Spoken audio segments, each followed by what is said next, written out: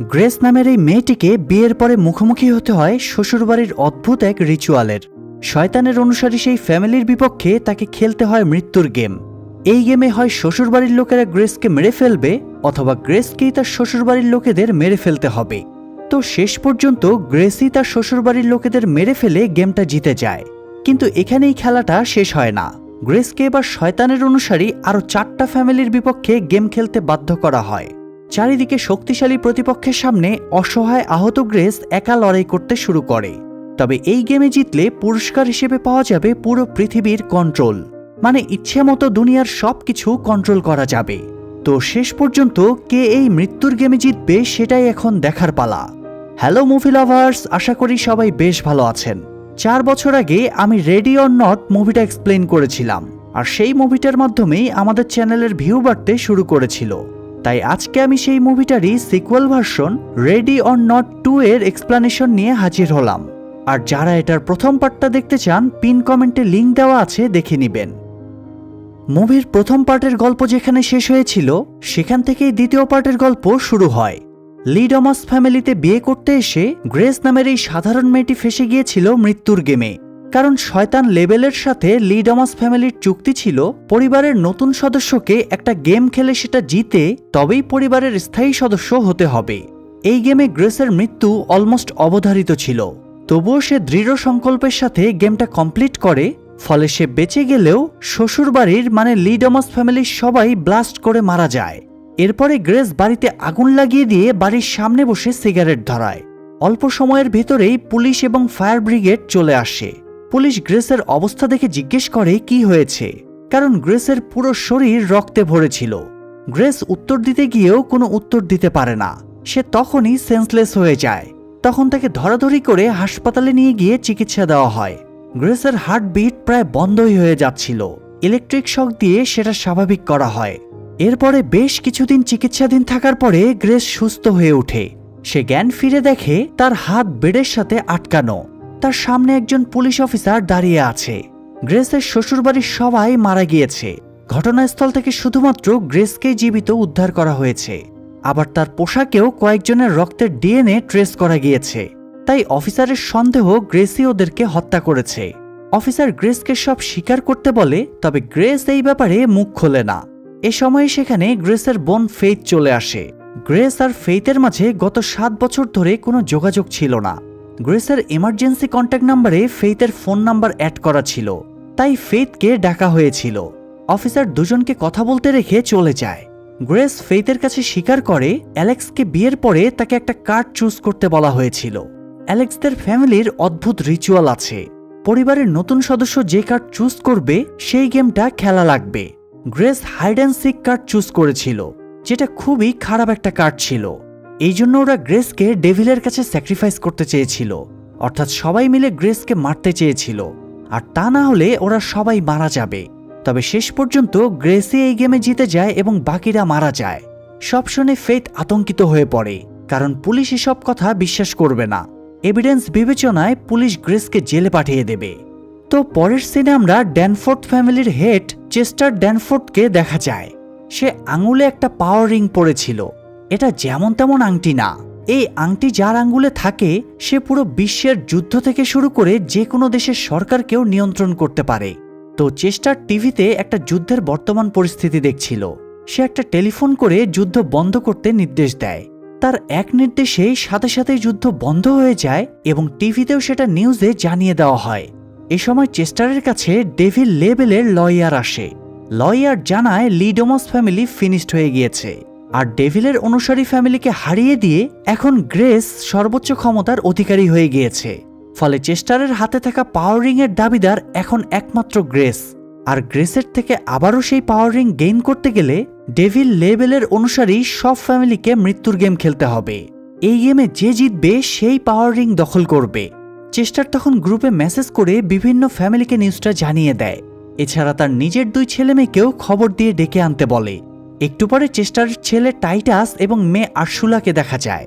Chester ছেলে মেয়েকে বলে এই পাওয়ার রিং তাদের বংশের ঐতিহ্য, তাই ওরা যেন আবারও পাওয়ার রিংটা জিতে নেয়। এই পাওয়ার রিং জয়ের গেমটা খেলা হবে প্রতিটা ফ্যামিলির হেডকে নিয়ে। তবে চেস্টারের অনেক বয়স হয়ে যাওয়ায় সে গেমে সার্ভাইভ করতে পারবে না। তাই সে তার ছেলে মেয়েকে নির্দেশ দেয় আমাকে মেরে ফেলো। যদিও টাইটাস এটা করতে চাইছিল না। এতে চেস্টার তার উপরে রেগে যায়। চেস্টারের কাছে লাইফের চেয়ে তার রেপুটেশন অনেক বেশি গুরুত্বপূর্ণ। তাই টাইটাস এবং আরশুলা বাবার নির্দেশ পালন করতে তাকে বালিশ চাপা দিয়ে শ্বাসরোধ করে মেরে ফেলে। এদিকে হাসপাতাল থেকে গ্রেসকে লকআপে নিয়ে যাওয়া হচ্ছিল, সাথে ফেইতও ছিল।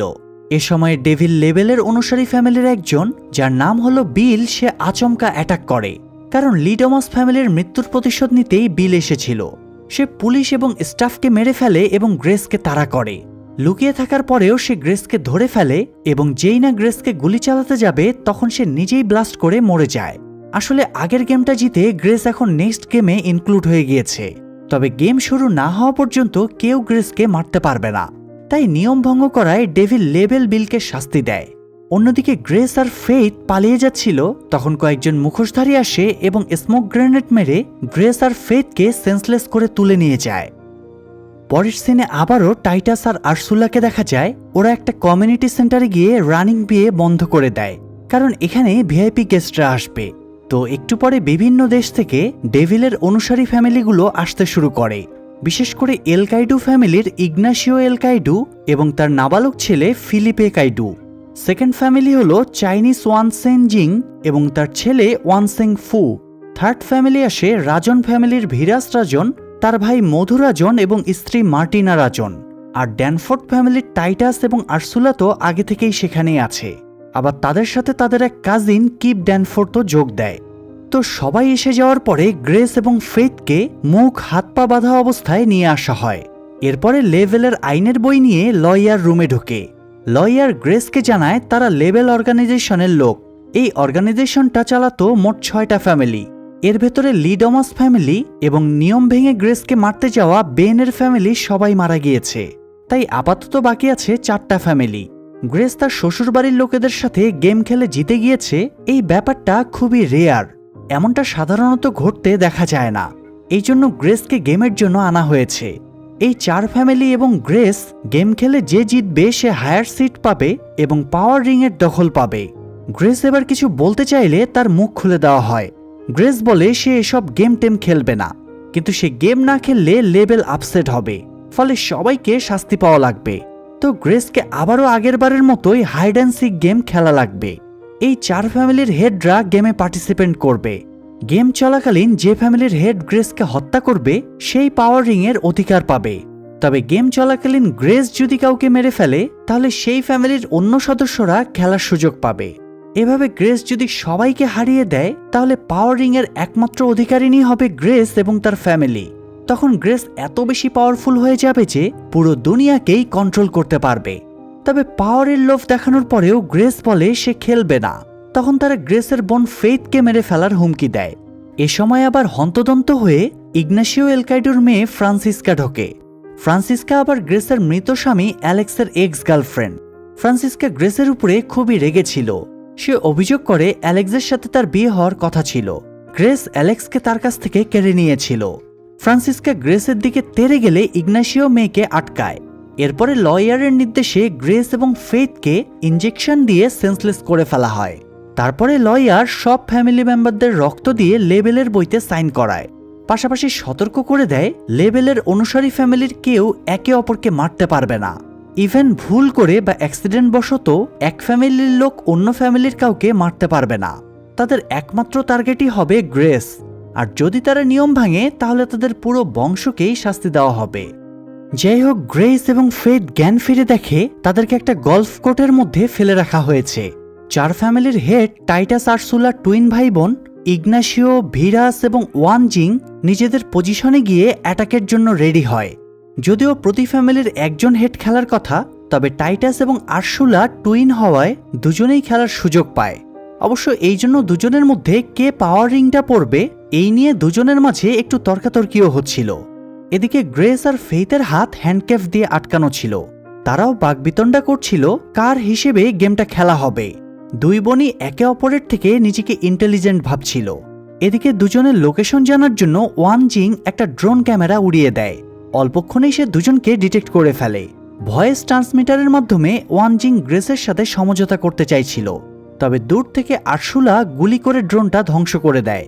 এখানে মেইন প্রতিযোগিতা হলো কোন ফ্যামিলি গ্রেসকে মারতে পারবে। এই জন্য কেউই অন্যদেরকে অ্যাডভান্টেজ নেওয়ার সুযোগ দেবে না। যাই হোক, টাইটাস আর সুলা কাছাকাছি চলে আসায় দুই বোন জঙ্গলের দিকে দৌড় দেয়। তারা জঙ্গলে লুকিয়ে পড়ে, কিন্তু আরশুলা কথা বলতে বলতে তাদের দিকে এগিয়ে আসছিল। ওদের সমস্ত ফোকাস ছিল আরশুলার দিকে, আর এই সুযোগটাই কাজে লাগিয়ে পেছন থেকে টাইটাস ওদের উপর অ্যাটাক করে। তবে ভাগ্যক্রমে তাদের গায়ে কোপ লাগে না। দুজনে টাইটাসকে ধাক্কা মেরে পালিয়ে যায়, কিন্তু পালিয়ে আবার তারা ইগনাসিওর স্নাইপার রেঞ্জের ভেতরে চলে আসে। ইগনাসিও আগে থেকেই সেখানে স্নাইপার টার্গেট করে বসেছিল। সে প্রথম শটটা মারতে গিয়ে গড়বড় করে ফেলে। স্নাইপারের ম্যাগজিনটা ঠিকমতো লাগানো হয়েছিল না। এরপরের শটটা সে মিস টার্গেট করে ফেলে। তাই দুই বোন অ্যালার্ট হয়ে যায়। তবুও দুজনে পালাতে থাকলে ইগনাসিও ক্রমাগত গুলি চালাতেই থাকে। অন্যদিকে সার্ভেলেন্স রুম থেকে ফ্যামিলিগুলোর সব মেম্বার সিসি ক্যামেরায় সবই দেখতে পাচ্ছিল। ফিলিপে এবং ফ্রান্সিসকা তাদের বাবা ইগনাসিওর শট দেখে খুব উৎসুক হয়ে যায়। এদিকে গ্রেস আর ফেইথ দুই বোন মিলে কোনোরকমে গার্বেজের আড়ালে লুকিয়ে পড়ে, কিন্তু ইগনাসিওর গুলি যে কোনো সময় তাদের গায়ে লাগতে পারে। তাই গ্রেস সেখানকার গ্যাস লিক করে দেয়। এতে ধোঁয়ায় জায়গাটা ভরে গিয়েছিল। এই সুযোগে দুজনে ঝাঁপ দেয়। এই সময়েই ইগনাসিও শুট করে আর জেনারেটর বা কিছু একটা ব্লাস্ট করে। ফলে গ্রেসের হাত এবং গায়ে কিছু মেটাল ঢুকে কিছুটা আহত হয়। তবে দুজনে সেখান থেকে পালিয়ে যায়। এদিকে ভিরাজ গুলির আওয়াজ পেয়ে সেখানেই চলে এসেছিল। ফলে ব্লাস্টের প্রভাব তার উপরেও পড়ে। ভিরাজকে পড়ে থাকতে দেখে ইগনাসিও এবং তার ছেলেমেয়েরা টেনশনে পড়ে গিয়েছিল, কারণ এক ফ্যামিলির হাতে অন্য ফ্যামিলির কেউ মারা গেলে তাদের বংশের সবাইকে শাস্তি পাওয়া লাগবে। তবে তাদের টেনশন মুক্ত করে একটু পরেই ভিরাজ উঠে দাঁড়ায় এবং গ্রেস আর ফেইথ দুই বোনকে খুঁজতে চলে যায়। এদিকে গ্রেস আর ফেইথকে দেখা যায় দুজনে বন্ধ ক্লাবে ঢুকে পড়ে। ফেইথ গ্রেসের শরীর থেকে টুকরোগুলো বের করে অ্যালকোহল দিয়ে স্যানিটাইজ করে দেয়। ততক্ষণে ভিরাজও সেখানে চলে আসে। দুজনে পালানোর চেষ্টা করে, কিন্তু পালানোর পথ না থাকায় অবশেষে ফাইটের সিদ্ধান্ত নেয়। তারা ফাইট করতে করতে লন্ড্রি সেকশনে চলে আসে। এক ফাঁকে তারা ভিরাজকে ওয়াশিং মেশিনের ভেতরে ঢুকিয়ে দেয়। মেশিন চালু করে তাকে ইচ্ছে মতো ধোলাই করে। ফলে হাড়গোড় ভেঙে চামড়া ঝলসে গিয়ে ভিরাজ বিভৎসভাবে মারা যায়। ভিরাজ মরে যাওয়ায় তার পজিশন টেক ওভারের সুযোগ পায় তার ভাই মধুরাজন। তবে মধু মুখে ফুরুত ফারুত করলেও মনে সাহস নেই। লয়ার যখন বলে তোমার ভাই টুপলিংপং হয়ে গিয়েছে, তাই তুমি গিয়ে তার জায়গায় খেলো, তখন মধু বলে আমার জায়গায় আমার স্ত্রী খেললে হবে না। এমনকি সে ফ্যামিলির হেড পজিশন থেকে রিজাইন করে নিজের স্ত্রীকে বসায়, যদিও তার স্ত্রী এই কাজে ভীষণ ক্ষেপে যায়। অন্যদিকে গ্রেস আর ফেইথকে দেখা যায় ওরা ভিরাজের ফোনটা পকেট থেকে বের করে নেয় এবং পুলিশের এমার্জেন্সি নম্বরে ফোন করে। তবে সব প্লেয়ারদের ফোন কল আরশুলা নিজের মোবাইলের সাথে ফরওয়ার্ড করে রেখেছিল। যেহেতু তার বাবা পাওয়ার রিং এর মালিক ছিল, তাই ফোন কোম্পানিকেও তারাই নিয়ন্ত্রণ করত। তাই গ্রেসের ফোন কলটা আরশুলা রিসিভ করে, যদিও দুজনে ব্যাপারটা বুঝতে পারে না। আরশুলা পুলিশ সেজে দুজনকে মেইন গেট পর্যন্ত আসতে বলে, যাতে ওরা আসলে সে ইজিলি ওদেরকে ধরতে পারে। তো ক্লাবে প্রপার্টির ম্যাপ আঁকা ছিল। সেই ম্যাপ ফলো করে দুজনে পালাতে গিয়ে ওয়ানজিং এর সামনে পড়ে যায়। ওয়ানজিং জানায় সে গ্রেসকে মারতে চায় না, বরং সে গ্রেসের সাথে ডিল করতে চায়। ওয়ানজিং বলে সে তার লয়ারের কাছ থেকে এই গেমের একটা লুপহোল সম্পর্কে জেনেছে। হয়তো আর কোনো ফ্যামিলি এই ব্যাপারে জানে না। ব্যাপারটা হলো, গ্রেস যদি কোনো হায়ার ফ্যামিলির কারোর সাথে বিয়ে করে, তাহলে গ্রেস সেই ফ্যামিলির মেম্বার হয়ে যাবে। তখন আর গেম খেলা লাগবে না, কোনো রক্তারক্তি ছাড়াই সব ঝামেলা মিটে যাবে। ওয়ানজিং তার ছেলে চুংফুর সাথে গ্রেসের বিয়ের প্রপোজাল দেয়। এতে গ্রেস ওয়ানজিং এর ফ্যামিলির মেম্বার হয়ে মৃত্যুর হাত থেকে বেঁচে যাবে। আবার ফ্যামিলির হেড হিসেবে ওয়ানজিং পাওয়ার রিংটা দখল পাবে। তবে এখানে ছেলে যতই ভালো হোক, গ্রেস অজানা অপরিচিত কাউকে বিয়ে করতে চাইছিল না। তাছাড়া আর যাই হোক, সে শয়তানের কাছে নিজের আত্মা বিক্রি করবে না। তারা আর্গুমেন্ট করছিল, এ সময় সেখানে স্নাইপার নিয়ে ইগনাসিও চলে আসে। ইগনাসিও প্রথমে গুলি চালাতে গেলে স্নাইপারটা কাজ করে না, তাই সে আরও এগিয়ে আসে গ্রেসকে মারার জন্য। ইগনাসিও গ্রেসকে মেরে দিলে সে জিতে যাবে, তাই এবার ওয়ানজিংও তরবারি নিয়ে গ্রেসকে মারতে ছুটে আসে। তখন গ্রেস আচমকা ওয়ানজিংকে ধরে তার তরবারি ধরা হাতটা ইগনাসিওর দিকে ধাক্কা দেয়। এতে ওয়ানজিংয়ের হাতের তরবারিটা ইগনাসিওর গলায় ঢুকে সে মারা যায়। তবে গেম শুরুর আগে তো লয়ার সতর্ক করে দিয়েছিল, কেউ যদি অন্য ফ্যামিলি মেম্বারদের কাউকে ইচ্ছাকৃতভাবে বা ভুলবশত কিংবা অ্যাক্সিডেন্টলি মেরে ফেলে, তাহলে সে এবং তার ফ্যামিলি এক্সপ্লোড করে মরে যাবে। তাই ওয়ানজিং যেহেতু এই ভুলটা করে ফেলেছে, তাই প্রথমে ব্লাস্ট করে মরে যায়। এরপরে তার ছেলেও ব্লাস্ট করে মারা যায়। সেই সাথে এই ফ্যামিলিটাও ফিনিশড হয়ে যায়। এবার ইগনাসিও যেহেতু মারা গিয়েছে, তাই তার ছেলে বা মেয়ের একজন তার পজিশনে খেলবে। তো যেহেতু ফ্রান্সিসকা বয়সে বড় ছিল, তাই ফ্যামিলির হেড হিসেবে সেই খেলতে নেমে যায়। এদিকে টাইটাস এবং আরসুলা দুই বোনের অপেক্ষায় মেইন গেটে অপেক্ষা করছিল। তবে গ্রেস এবং ফেথ বুঝে গিয়েছিল পুলিশ সেজে আরসুলাই তাদের সাথে কথা বলছে, তাই ওরা পেছন থেকে আরসুলা টাইটাসকে অ্যাটাক করে। ফেথ টাইটাসের গলায় তরবারি ধরে আর গ্রেস আরসুলার গানটা কেড়ে নিয়ে তার দিকেই গান পয়েন্ট করে। তারা জানতে চায় এখান থেকে বের হওয়ার মেইন গেট কিভাবে খুলবে। প্রথমে বলতে না চাইলেও পরে টাইটাস ঠেলায় পড়ে জানায় মেইন গেট খুলতে হলে কন্ট্রোল রুমে যাওয়া লাগবে, শুধুমাত্র সেখান থেকেই মেইন গেট খোলা সম্ভব। সে কন্ট্রোল রুমে যাওয়ার পথও জানিয়ে দেয়। এ সময় আবার সেখানে গাড়ি নিয়ে মার্টিনা চলে আসে। তার গাড়ির যে স্পিড তাতে সে গ্রেসকে উড়িয়ে দিতে পারত, তবে তা না করে গাড়ি পাশ কাটিয়ে চলে যায়। এসব দেখে মধু লয়ারকে বলে সে ফ্যামিলির হেডের পজিশন টেক ওভার করতে চায়। তবে লয়ার জানায় মধু যেহেতু সাইন করে পজিশন ছেড়ে দিয়েছে, তাই মার্টিনা বেঁচে থাকতে সে পজিশন ব্যাক পাবে না। মার্টিনা যদি গেমে গ্রেসকে না মারতে চায়, সেটা একান্তই তার ব্যক্তিগত সিদ্ধান্ত। সেক্ষেত্রে মধুর ফ্যামিলি কিছুই গেইন করতে পারবে না। যাই হোক, দুই বোন কনসেন্ট্রেশন হারিয়ে ফেলায় টাইটাস আর আরসুলা দুজনকে পাল্টা অ্যাটাক করে। আরসুলা গ্রেসের কাঁধে একটা ছোরা ঢুকিয়ে দেয়, আর একটা ছোরা ঘাড়ে প্রায় ঢুকিয়ে দিচ্ছিল।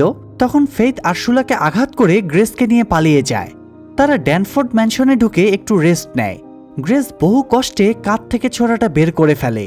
গ্রেস ফেথের সাথে একটু রাগারাগি করে, কারণ সে ফেথকে পালিয়ে গিয়ে নিজেকে বাঁচাতে বলেছিল। তবে ফেথ নিজের প্রাণের মায়া ছেড়ে দিয়ে গ্রেসকে বাঁচিয়েছে। বড় বোনের বকা খেয়ে ফেথ রাগ করে বাইরে বেরিয়ে যায়। তখন আবার গ্রেসের খারাপ লাগে, তাই ফেথকে সে ডাকতে বের হবে। এ সময় সেখানে ফ্রান্সিসকা চলে আসে। ফ্রান্সিসকা কামান দিয়ে গুলি ছোড়ে, কিন্তু সেটা উল্টো দিকে মুখ করা ছিল বলে পেছনে ব্ল্যাঙ্ক ফায়ার হয়ে যায়। গ্রেস তখন ফ্রান্সিসকার চোখে পিপার স্প্রে মেরে পালানোর চেষ্টা করে, কিন্তু তাতে কাজ হয় না। দুজনের মধ্যে ফাইট শুরু হয়। একে তো গ্রেস দুর্বল ছিল, তার উপরে আবার গ্রেসের উপরে ফ্রান্সিসকার পার্সোনাল শত্রুতাও ছিল। সব মিলিয়ে ফ্রান্সিসকা গ্রেসকে প্রচুর মেরে ক্লান্ত করে দেয়। এরপরে ফ্রান্সিসকা একটা ভারী স্টান্ট দিয়ে গ্রেসকে মারতে গেলে গ্রেস আচমকা উঠে তাকেই ধাক্কা দিয়ে ফেলে দেয়। এরপরে গ্রেস একটা পিয়ানো বোর্ড দিয়ে ফ্রান্সিসকাকে আঘাত করে বেরিয়ে আসে। এদিকে ফেথকে লবিতে একা পেয়ে টাইটাস তার উপরে অ্যাটাক করে। সেও ফেথকে বেদম মারধর করে। সে ফেথকে প্রায় মেরেই ফেলেছিল। তখন আরসুলা বলে ফেথকে না মেরে তারা তাকে ট্র্যাপ হিসেবে ইউজ করতে পারবে। গ্রেস ততক্ষণে বেরিয়ে গিয়েছিল।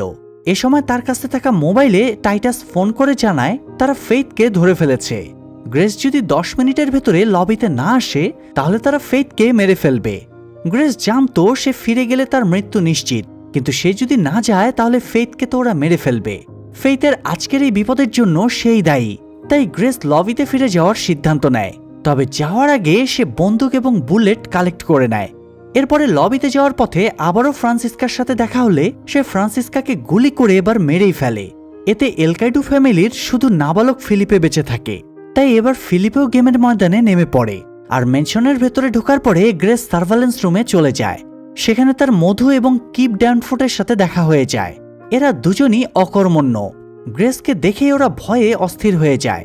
তাই গ্রেস ওদেরকে কিছু না বলে ফেথকে খুঁজতে শুরু করে। এ সময় সেখানে দুই হাতে দুটো গান নিয়ে ফিলিপে চলে আসে। এক মুহূর্ত সময় না নিয়েই ফিলিপে দুই হাত দিয়েই গুলি চালাতে শুরু করে। বয়সে নাবালক হলেও অ্যাকশনে সে অনন্ত জলিলের মতোই। গ্রেস কোনো রকমে পালিয়ে পাশের রুমে যেতেই ফেথকে দেখতে পায়। ফেথকে পাশের আরেকটা রুমে আটকে রাখা হয়েছে। গ্লাসের দরজা দিয়ে তারা একে অপরকে দেখতে পায়। টাইটাস ফেথের মাথায় গান পয়েন্ট করে গ্রেসকে ভালোই ভালোই পাশের রুমে চলে আসতে বলে। গ্রেস এবার ব্যাকআপ অপশন বেছে নেয়। সে টাইটাসকে বলে ওয়ানজিং তাকে জানিয়েছিল এই গেমের লুপহোল আছে।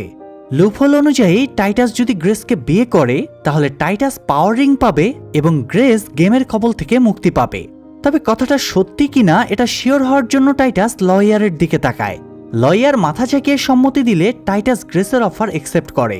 তবে ভেতরে যাওয়ার আগে গ্রেস টাইটাসকে লেবেলের নামে শপথ করায় সে যেন তাকে এবং ফেথের কোনো ক্ষতি না করে। টাইটাস এই শর্তও মেনে নেয়। এরপরে দুই বোন একে অপরকে আলিঙ্গনের সুযোগ পায়। তো যাই হোক, বিয়ের জন্য গ্রেস রেডি হচ্ছিল, তখন আরসুলা তার কাছে এসে কান ভাঙানি দিয়ে বলে তার ভাই টাইটাস খুবই বজ্জাত লোক। সে সারা জীবন ধরেও টাইটাসের মাঝে একটা ভালো গুণও পায়নি। সে চেয়েছিল টাইটাসকে কন্ট্রোল করে খারাপ কাজ থেকে দূরে রাখতে, কিন্তু সে নষ্ট হয়ে গিয়েছে। আরসুলা গ্রেসকে বোঝাচ্ছিল যাতে সে টাইটাসকে বিয়ে না করে, কিন্তু টাইটাস পেছনে এসে সব কথা শুনে ফেলে। তাই সে আরশুলার উপরে ক্ষেপে গিয়ে তার গলা চেপে ধরে এবং শেষ পর্যন্ত মেরে ফেলে। এরপর সে গ্রেসকেও সাবধান করে দেয় বাড়াবাড়ি করলে সে গ্রেসকেও শেষ করে দেবে। তো এরপরে গ্রেস রেডি হয়ে বের হয়। শয়তানের মন্দিরে বিয়ের আয়োজন করা হয়েছে, যেখানে শয়তানের অনুসারী অনেক ভক্তও ছিল। বিয়ের মঞ্চে লয়ার দুজনের বিয়ে পড়ায় এবং রেজিস্টার বইতে সাইন করিয়ে নেয়। গ্রেসকে কিস করার মাধ্যমে টাইটাস বিয়ে সম্পন্ন করে। এরপরে সে পাওয়ার রিং পেয়ে যায় এবং আঙ্গুলে লাগায়। সবাই যখন উল্লাস করছিল তখন আচমকা গ্রেস কলমটা টাইটাসের ঘাড়ে ঢুকিয়ে দেয়। টাইটাস কিছুটা আহত হয়ে গেলে গ্রেস কলমটা দিয়ে তাকে অনবরত আঘাত করে মেরে ফেলে। এরপরে টাইটাসের আঙ্গুল থেকে পাওয়ার রিং খুলে নিজের আঙ্গুলে পড়ে লেবেলের সব ভণ্ডদেরকে কমান্ড দেয় ওরা যেন অনুগত্য স্বীকার করে বসে যায়। মন্দিরে একটা কুয়ো ছিল, যেটার ভেতরে শয়তানের উদ্দেশ্যে পশু বলি দেওয়া হতো। আজকেও একটা ছাগল বলির জন্য আনা হয়েছে। তবে গ্রেস এবার সেই কুয়োতে টাইটাসের লাশটা ফেলে দেয়। এরপরে লয়ারের দিকে তাকিয়ে বলে, আমি তো পাওয়ার রিং পরে আছি, তাহলে আমি কি যা খুশি তাই করতে পারবো? লয়ার হ্যাঁ উত্তর দিলে গ্রেস সবার আগে পাওয়ার রিং এবং লেবেল অর্গানাইজেশন থেকে রিজাইন করে। গ্রেস জানতে চায় সে রিজাইনের পরে এই পাওয়ার রিং কে পাবে। লয়ার বলে আজ পর্যন্ত কেউ স্বইচ্ছায় নিজের পজিশন ছাড়েনি, তাই শয়তানের বইতে এই ব্যাপারে কোনো নির্দেশনা নেই। তবে পাওয়ার রিং কারো না কারো আঙ্গুলে থাকাই লাগবে। গ্রেস পাওয়ার রিং খোলার পরে 3 মিনিটের ভেতরেই কাউকে না কাউকে রিংটা পরা লাগবে। আর যেহেতু গেম শেষ এবং গ্রেস স্বইচ্ছায় পাওয়ার রিং খুলে ফেলেছে, তাই যে কেউ রিংটা নিজের আঙ্গুলে পরে অর্গানাইজেশনের লিডার হয়ে যেতে পারবে। মানে সবার জন্যই এখন সমান সুযোগ রয়েছে, কিন্তু রিংটা অবশ্যই 3 মিনিটের ভেতরেই আঙ্গুলে পরা লাগবে। তবে গ্রেস তো এই অর্গানাইজেশনকে ধ্বংস করতে চাইছিল, তাই সে পাওয়ার রিংটা খুলে কুয়োর ভেতরে ফেলে দেয়। আর সাথে সাথে রিংটা পাওয়ার জন্য সবাই হুড়মুড় করে কুয়োর ভেতরে ঝাঁপ দিতে শুরু করে। সবার সাথে সবার মারামারি লেগে যায় রিংটা পাওয়ার জন্য। আর এভাবেই 3 মিনিট পার হয়ে যায়। ফলে ডেভিল লেভেল আপসেট হয়ে তার সব ভক্তকুলকে শাস্তি দেয়। এক এক করে সবাই ব্লাস্ট হয়ে মরে যেতে থাকে। শেষ পর্যন্ত লয়ার নিজেও ব্লাস্ট করে মারা যায়। ফলে গ্রেস এবং ফেইথ এবার মুক্ত হয়ে যায়। বের হওয়ার সময়ে তারা বলি দেওয়ার জন্য আনা ছাগলটাও নিয়ে যায়, কারণ ছাগলটাও এখন তাদের মতোই মুক্ত। সেই সাথে মুভিটাও এখানেই শেষ হয়ে যায়। প্রিয় দর্শক, শয়তানের ক্ষমতা এবং প্ল্যান যতই কঠিন এবং ভয়ানক হোক না কেন, কারো মন পবিত্র থাকলে, মনে যথেষ্ট সাহস থাকলে শয়তান তার কিছুই করতে পারে না। তাই আমাদের বেশি বেশি সৃষ্টিকর্তার কাছে প্রার্থনা করা উচিত, যাতে তিনি আমাদের মনের জোর বাড়িয়ে দেন।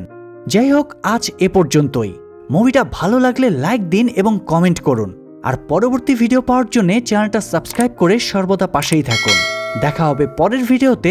আল্লাহ হাফেজ।